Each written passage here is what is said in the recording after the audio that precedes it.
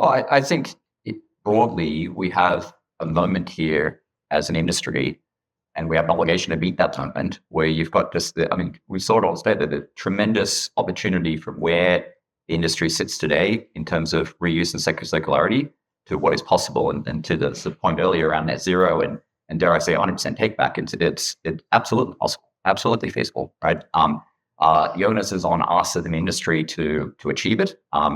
That requires a level of maturity and sophistication and focus in industry that I've been really encouraged over the past 10, 15 years of being in this industry to see that continually increasing. And I think we're at a point now where we're a true inflection point.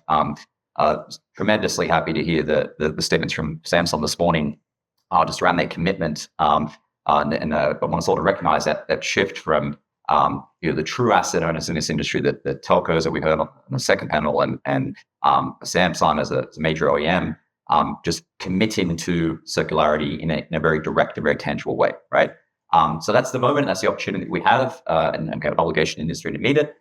Inherent in that sophistication that we need the industry to get to, as you rightly mentioned there, Ben, is very much rooted in a commitment from all industry players to resolve on a sophisticated use of data, and a commitment to contribute that data, to collaborate on that data, to get to ground truth as devices move through that supply chain. The benefits are obvious. If you need any proof points from our experience in the States, both in terms of the why and the how, all it took, right, admittedly leveraging that big stick that you just mentioned there, the telcos wield, which is not a bad thing, right? All it took was for one tier one operator to wield that big stick, and 3 months later, and 40 plus stakeholders in their supply chain are contributing solid ground truth data, yielding ROI to that telco and their supply chain of over 100 million, measurable, 100 million USD a year. So, Josh, dive in, because you know what, and I know what you're talking about. When you talk about this ground truth data, what are the kind of data points that you're looking with? Pick out a few of those data points that are so key to be able to do some of this measurement. Mm-hmm. Easiest answer to that question is everything, right? So I sound a bit flippant, but truly, there is no reason. If we look today, there is just the sorry state of the data infrastructure, and again, the obligation of all of us to meet that moment. It should not be the case in a sophisticated supply chain that the traders in the room today have to grapple with whether or not the device is financially encumbered by the telco. It should not be a difficult thing for them to gain certainty in, right? Today it is. And that's one data point across thousands.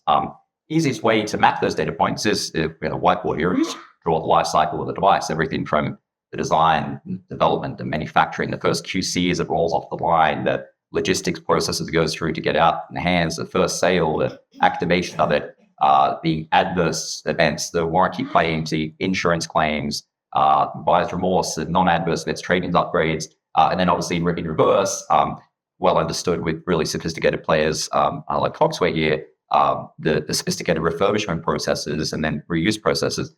There are fundamental data points within all of that that get you to a ground truth understanding on both a unit and a population level as to the next best use of that device.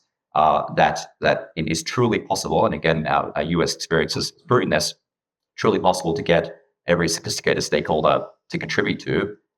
The benefits of that at a point level, that point I made earlier, that it should just not be the case that traders grapple with certainty when they're trading devices. Shouldn't exist.